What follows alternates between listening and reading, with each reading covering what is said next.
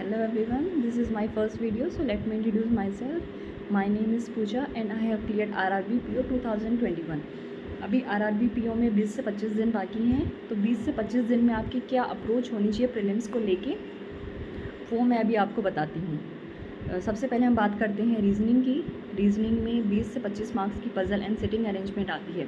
तो आपको इन 25 दिनों में क्या करना है, अभी 10 से 15 पज़ल्स आपको, पज़ल्स एंड सिटिंग अरेंजमेंट आपको डेली सॉल्व करने हैं विद टाइमर के साथ में। टाइमर भी आपको 3 मिनट का सेट करना है कि चाहे कितना ही ईजी क्वेश्चन हो और या फिर कितना ही टफ क्वेश्चन हो, सब के लिए एक टाइम लिमिट आपको सेट करनी है। 3 मिनट सफिशेंट होते हैं पज़ल सॉल्व करने के लिए, क्योंकि इतनी ज़्यादा टफ पज़ल्स भी नहीं आती हैं RRB PO में जितनी कि IBPS और SBI में आती हैं। तो आपको 10 से 15 पज़ल्स आपको सॉल्व करनी है। बाकी का जो मिसलिनियस पोर्शन है, जैसे कि सिलॉग्स हो गया, डायरेक्शन एंड सेंस हो गया, ब्लड रिलेशन हो गया, कोडिंग डिकोडिंग हो गया, इसके आपको 5-5 क्वेश्चंस करेंगे आप डेली, तो वो इनफ है।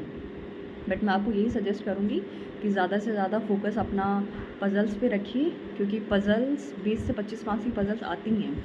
अभी मैं आपको बताती हूँ मैथ्स के लिए। मैथ्स में मेनली 5 टॉपिक्स होते हैं। सिंप्लीफिकेशन एंड अप्रॉक्सीमेशन हो गया, देन सेकंड होता है हमारा नंबर सीरीज़, थर्ड होता है क्वाड्रेटिक इक्वेशंस, और फोर्थ होते हैं DIs, एंड फिफ्थ हमारा लास्ट अरिथमेटिक होता है।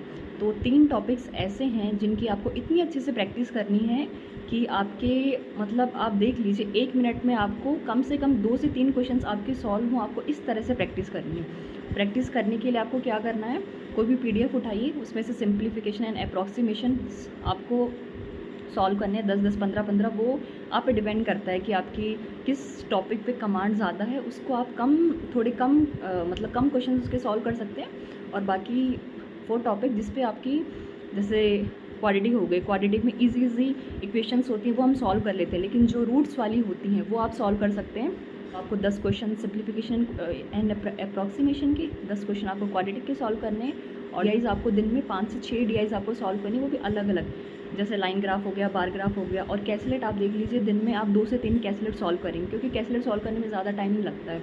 मुझे लगता है 3 या फिर स्टैंडर्ड टाइम हम बोल सकते हैं 4 मिनट में हमारी कैसलेट सॉल्व हो सकती है। मैं आपको अरिथमेटिक के बारे में बताती हूँ।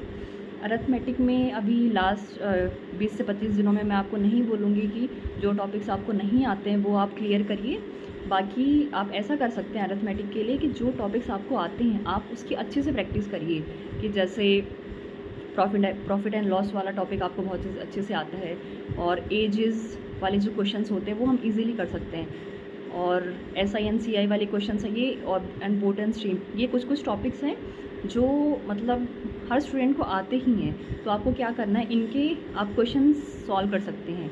और जो मिनी मॉक्स होते हैं, जैसे अड्डा के हो गए, ऑलिव के हो गए, प्रैक्टिस मॉक के हो गए, ये सब आप सॉल्व करेंगे तो इसमें आपकी स्पीड बढ़ेगी। एक चीज़ और मैं बताती हूँ आपको कि आपको क्यूब्स याद होनी चाहिए 20 तक, और आपको स्क्वायर्स 40 या फिर 50 तक तो आपको याद होनी चाहिए, क्योंकि सिंप्लीफिकेशन जब हम करते हैं तो जब हमें स्क्वायर और ये सब चीज़ें याद ही नहीं, तो हमें मल्टीप्लाई करना पड़ता है। मल्टीप्लाई करने में हमारा टाइम वेस्ट होता है।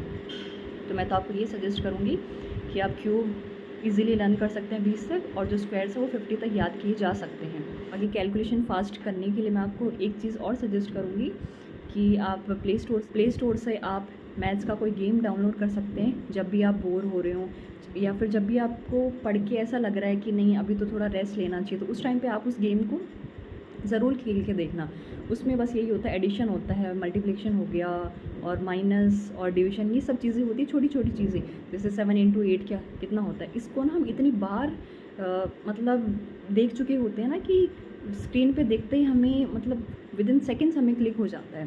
तो ये सब आप जो चीज़ें मैंने बताई हैं, रीजनिंग के लिए आपको पजल्स पे ज़्यादा फोकस करना है, और मैथ्स के लिए आपको क्वाड्रेटिक इक्वेशंस हो गए, नंबर सीरीज़ हो गया, और simplification and approximation and DIs, इन सब पे आपको ज़्यादा फोकस करना है।